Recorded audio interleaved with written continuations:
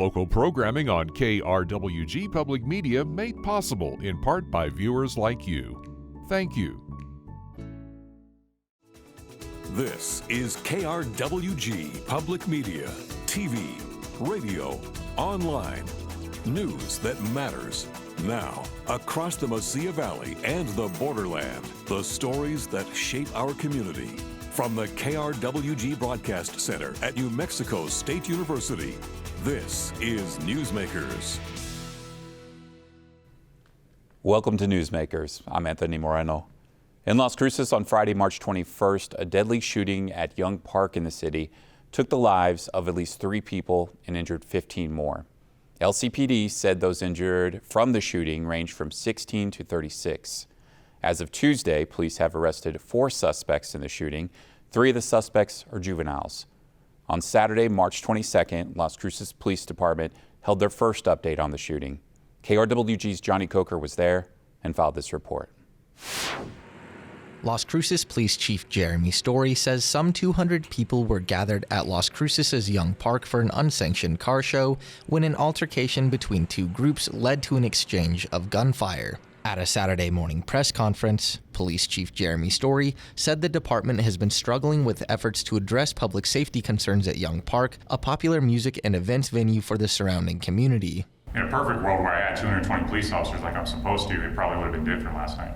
But I had no units available for most of the night prior to the shooting.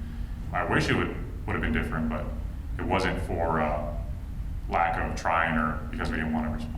The city of Las Cruces has been prevalent in the state's public safety discourse since the killing of LCPD officer Johana Hernandez last year.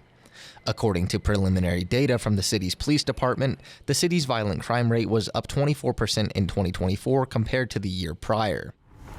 After the news conference, Las Cruces Mayor Eric Enriquez said he was sad, frustrated, and angry with the events that happened in Young Park on Friday night.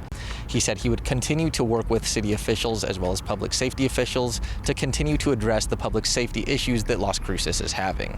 I'm sorry that this happened. This is something that we definitely want to avoid in our community. We never want it to happen. These people did not die in vain, and we're not going to forget. But right now, just mourn the losses, unite, stay together, and let's make Las Cruces safer. The Las Cruces Police Department said they're being assisted by state and local agencies, as well as the FBI and the ATF in their investigation. LCPD is asking anyone with information on the shootout to contact them at 575-526-0795. For KRWG Public Media, I'm Johnny Coker. In the following days after the shooting, Las Cruces police shared video and 911 calls of the incident in an update on Tuesday. Johnny Coker brings us more on the story. Family and other members of the community gathered at Young Park to pay homage to the 3 victims who perished in the March 21st shooting. 21-year-old Zenaya Hernandez said she and her brother were among the crowd of bystanders fleeing the gunfire. They did shoot our car. They did get our car and our tire. I mean, I'm okay. My brother's okay. It was packed. You had people parking at La Casa, people across the street at the dirt, coming to watch people in their cars, and then out of nowhere, just people were dead, families are hurt. Hernandez said she grew up in Las Cruces and defended against the notion that the car meetup itself was the problem, and said she'd even be open to organizers collaborating with the city to ensure security at future events. This had nothing to do with the car meet whatsoever. We can still have fun, we can still get together, we can show off our cars without families getting hurt, without people, dropping to the ground. Amid the ongoing investigation, Las Cruces Police Chief Jeremy Story led a press conference detailing the events of Friday night through redacted body camera footage, images, and 911 calls. Story said all 4 suspects that have been arrested have a history of criminal incidents.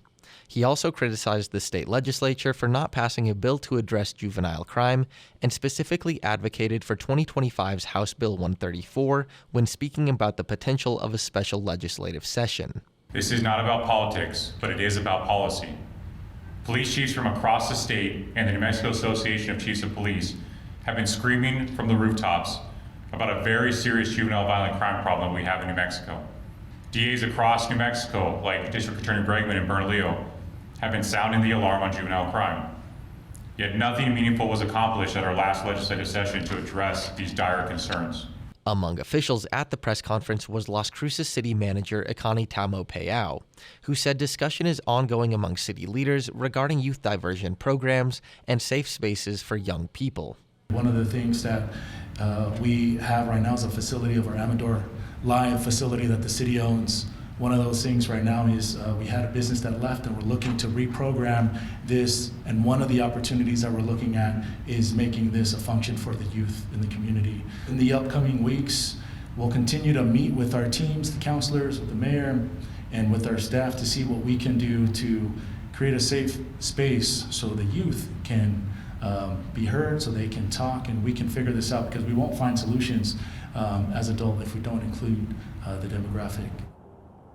As the community mourns the tragic loss of life, city leaders are left grappling with how to prevent another tragedy while giving the city's youth safe spaces to gather. For KRWG Public Media, I'm Johnny Coker. Our featured guest this week on Newsmakers is Las Cruces Mayor Pro Tem and District 4 City Councilor Johana Bencomo, who stopped by our studios this week to discuss this shooting, gun violence, and crime in the city, and to share more about what the City Council can do to address these issues. Here's our conversation that was taped on Wednesday. Joining us now is Las Cruces Mayor Pro Tem and District 4 City Councilor Johana Bencomo. Councilor Bencomo, thank you so much for taking the time to talk with us. Thank you for having me. I want to start off by learning a little bit more about your initial reactions once you learned about this deadly shooting that took place at Young Park. Friday night, and the city manager contacted the council, and I don't know, immediately I was like, wow, my first thought was, wow, you never think it's going to happen in your community. But honestly, that actually felt deeply untrue at the same time, because, you watch as these kinds of tragedies unfold in other communities across the country, and it is almost like, when is it coming to our community? Of course, as details started coming out, it just kept getting more and more tragic. And, understanding who was impacted, understanding the level of impact it had. And then, of course, in the last couple of days, that's just gotten sort of honestly worse, more heartbreaking. And at this moment, I just honestly find myself deeply, profoundly sad. A lot of people in our community are feeling the same way from the folks we talked to. And I'd like to hear from you, what are some of the steps that you took once you learned about this shooting? Honestly, immediately, my first reaction, my first question to the city manager was, what kind of resources do we have available for the families of those directly impacted, but also for the neighborhood? And very shortly after that, obviously the first thing on everybody's mind was, at that point, there was no suspects yet. There was no one in custody. So that was really the priority for how do we just continue to keep our community safe after experiencing such tragedy. But then obviously the city manager reacted very rapidly and quickly and engaged our Office of Emergency Management, and the staff there have been phenomenal. In a matter of 12 hours, they set up a family and victim resource center at the convention center and started providing services for all impacted, right? Not just those directly impacted by the tragedy, but anybody who was impacted by what happened Friday night. And that continues to happen to the day. And so I think that for now is one of the most important things. Well, a group that's certainly been impacted has been young people in Las Cruces. There were a number of young people that were at this meetup at Young Park when this incident took place. As we learned about the lives that have been lost, these are young people. The lives that are lost, those who were killed in this incident, ages 16, 18, and 19. The suspects, also young people from the community, from the area. How do you think youth are feeling right now? I know you interact with youth, and so I'd like to hear your perspective and maybe some questions you might have for them as well right now. Oh my gosh, that's honestly a great question, because this is literally all I've been talking about to my colleagues for the last couple of days. is how do we continue to center the voices and experiences of youth as we continue to process this tragedy, and as we continue to think about building short-term responses, short-term goals, and honestly, more importantly, I think long-term goals. For me, I think keeping the voices of those who were present at the park are at the center are really important. One of the things that we've been talking about, and I had a great conversation with Senator Heinrich's team, a great conversation with FYI and New Mexico's To Prevent Gun Violence, the organization, to hold some sort of youth town hall here in the coming weeks so that we can get a better understanding of, one, what led you to the park that night, right, that Friday night, for this unsanctioned car show that got out of hand and very big. What led you there, right? I want to understand how they're feeling right now, and I want to understand what they would like, how they would like us to respond in this moment. I think so many of us who are in this work in politics and advocacy, law enforcement, we will all have an analysis of failures, of what went wrong, of the policies that we need to enact. What I want to make sure that we do is that all of those conversations center the voices of youth, especially the voices of directly impacted youth. Now, you mentioned about this potential town hall or getting feedback from youth in the community. You also mentioned failures in our community. Can you kind of share from your perspective, where is the community dropping the ball? Yeah, I think when I hear about the ages, any tragedy like this, anyone impacted is awful and heartbreaking. I think it makes it even worse when we think about 16-year-olds, 17-year-olds being impacted. One of the perpetrators was 15-year-old. If that doesn't just like shatter our hearts, I don't know what does. Like, that is not okay, right? Something has monumentally failed in our community. And I think we have to look in the mirror and think about what that was, right? For me, I think for me, as someone who has experience in my background is social work, it will always be about not just the person's behavior, but understanding their environment, understanding their home life, understanding their parents' economic status, understanding their school, their religious organizations, right? Like everything outside of, in their environment, not just their behavior, is such an important and piece that I think we're missing when we think about like services and gaps in our community. And I think that's sort of where we need to start, because I imagine for example, the 3 that have been arrested now, their stories I imagine are not unique to them. I imagine there's stories like them all over our community, and it is now that we need to intervene so that we don't see more and more lives ruined by death or by incarceration. Mm-hmm. And the 4 young people that were arrested, obviously we're learning more about their backgrounds or alleged criminal behavior and things like that. That's going to unfold. But another thing that I think this highlights is the issue of gun violence. Yes. In our community, in New Mexico, this is something that's not unique to just our city, our state. Yes. The entire country is dealing with it. So when we talk about understanding the culture and things like that, I often wonder how do we feel about guns being present? Because they were pretty visual, as we're learning with the videos that have been shared by police and those on social media. So everybody seemed to not be scared with the presence of the guns. It wasn't when they started going off, things certainly changed. But it kind of makes me wonder, with this issue, how do we view guns in our culture, and how do we carry on that conversation with gun violence in a way that is productive? What are your thoughts on that? I'm so glad you brought that up. I think it's been a huge, this has not been talked about in the last 4 days, right? We've heard messages from the governor, from our police chief, and so much of it has centered around juvenile crime. And one of the conversations that I want to make sure we keep lifting up, so thank you for bringing it up, is gun violence. And one of the trends that is so incredibly alarming right now is that gun violence is disproportionately impacting Latino and Hispanic communities all over the country. Of course, our community being largely Hispanic Latino, that's going to have an impact here.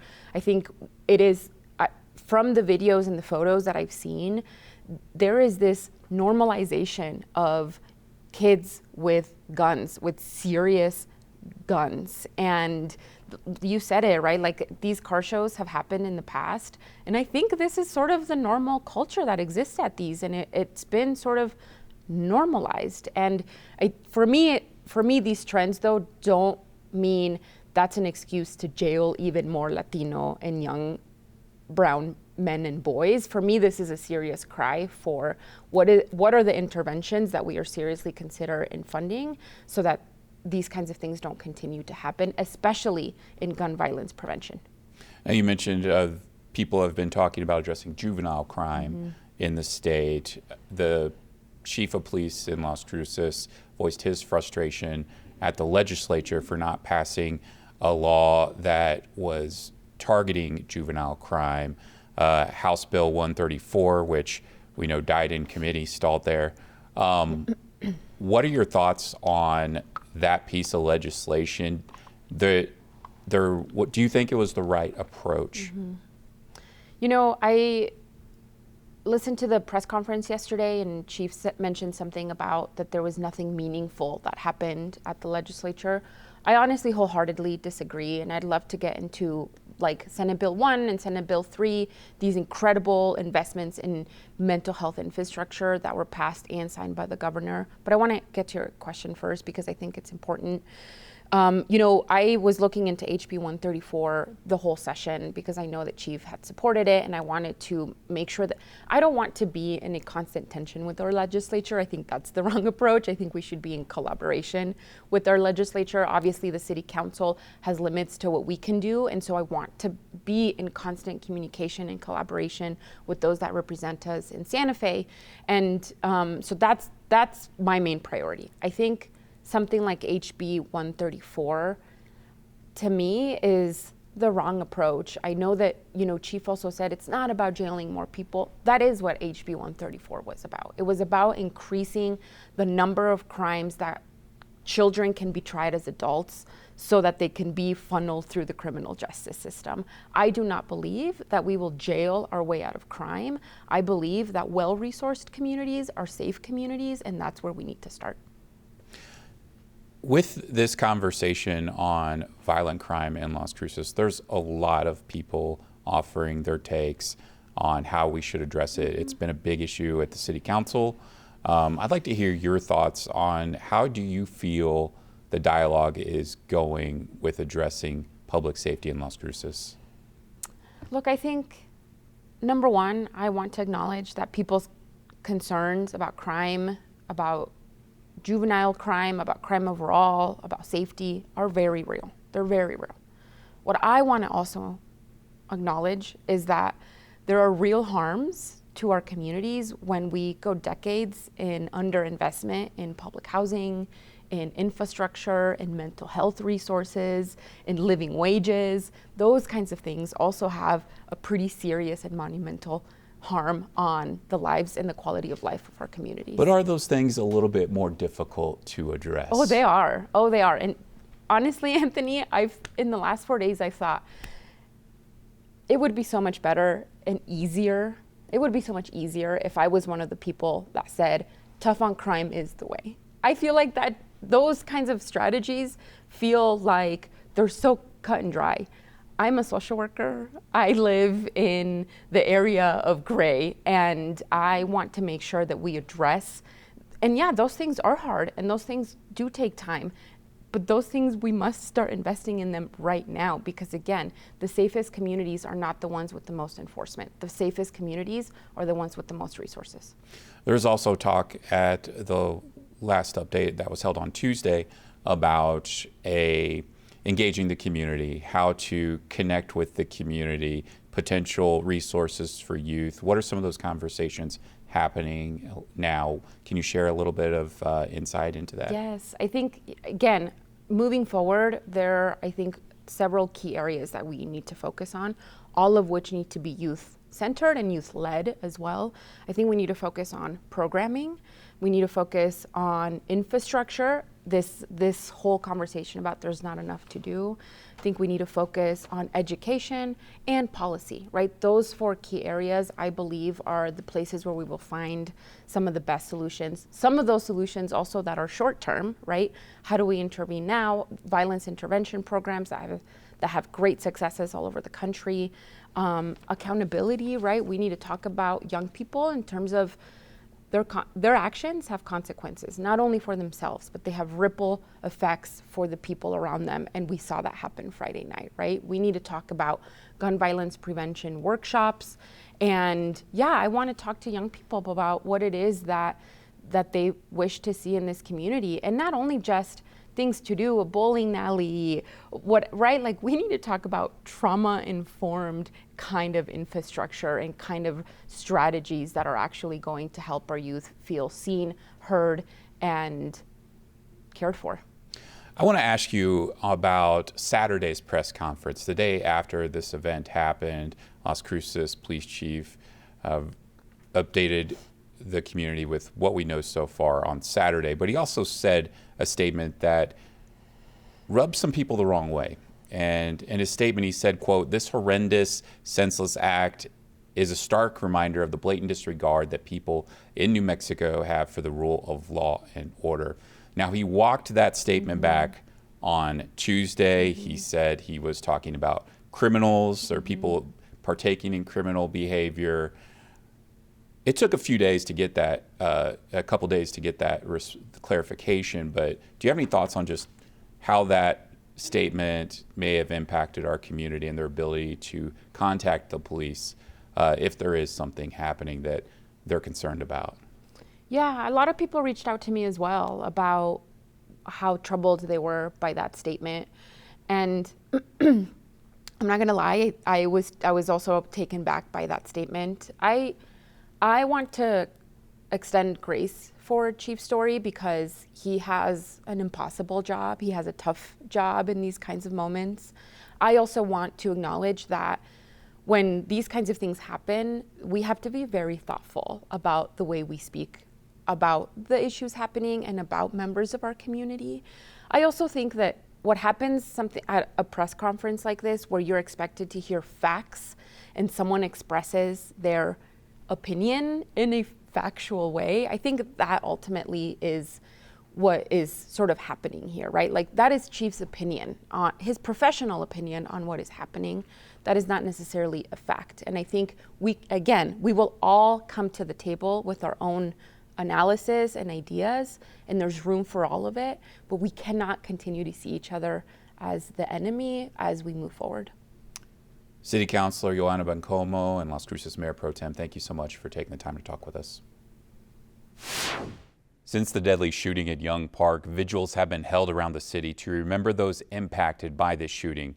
Police announced that 18-year-old Jason Gomez, 19-year-old Dominic Estrada, and a 16-year-old Centennial High School student lost their lives in the shooting. 15 more were injured. Our producer Christian Valle was at a vigil held Sunday, March 23rd at Brannigan Library in Las Cruces. He brings us the sights and sounds from those in attendance.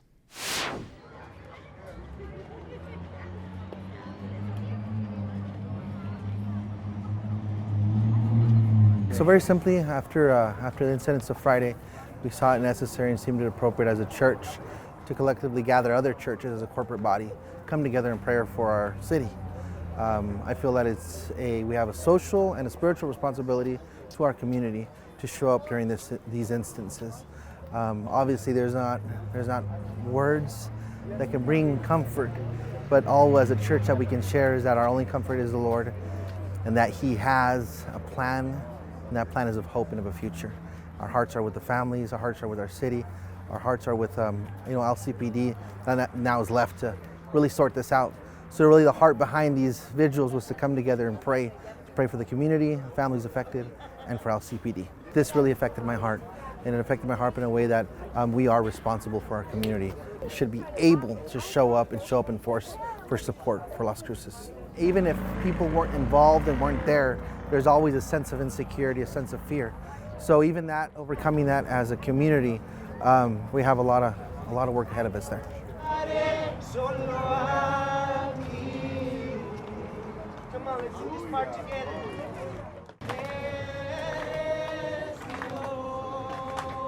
And I know that faith is one of the principal drivers of how we do good in this world, how we do good in our families, how we do good in our schools, how we do good in our community.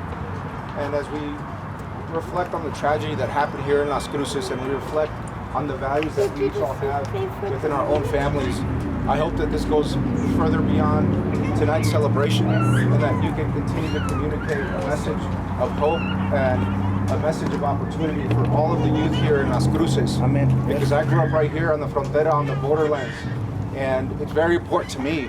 So for all the young people, when you see something that's wrong, when you see something that shouldn't be happening, por favor, please make sure that you report it. Please make sure that you follow your faith and that you follow your family and that you keep other people safe. Because what happened this weekend is a terrible tragedy. It should have never happened. And so think about your parents, think about your family, and think about everybody who's done everything to get you to where you are today. To bring hope, for people to know that we are not living in a hopeless place, but a place that there's loved ones that are wanting to come alongside, those that are maybe unsure, those that are feeling anxious or a little weary on what's going on, and say, as we stand as God's people, He will bring great and amazing hope to our city. First and foremost, I felt a sense of anxiousness for family members because I also have children. I have a 14-year-old and a 12-year-old. I'm a part of Heart for the World Church, and we also have a large youth group. So with our large youth group, it immediately drew me to who's there. Immediately to begin to pray for those that have to be, knowing my child is there and I have a loved one there and I'm hoping that they're okay. So immediately started to pray for their hearts. I just really want to just share the love that we have for God's people, and that's our entire city. To know that first responders, to know that law enforcement, to know that our government agencies, that first and foremost we're lifting them up in prayer as they're trying to sift through, as they're trying to seek wisdom, to be able to help us walk through this, and that we know that with God all things are possible. Las Cruces Fire Department announced this week that the Family Assistance and Resource Center that was made available after the shooting has moved to the Amador Alive building in downtown Las Cruces. The city said the center is available to provide free services for victims, families, and anyone impacted by the shooting at Young Park. You can also learn more about what resources are available to support those impacted at our website, krwg.org. Thank you for joining us this week for Newsmakers. I'm Anthony Moreno. Take care. We'll see you next time.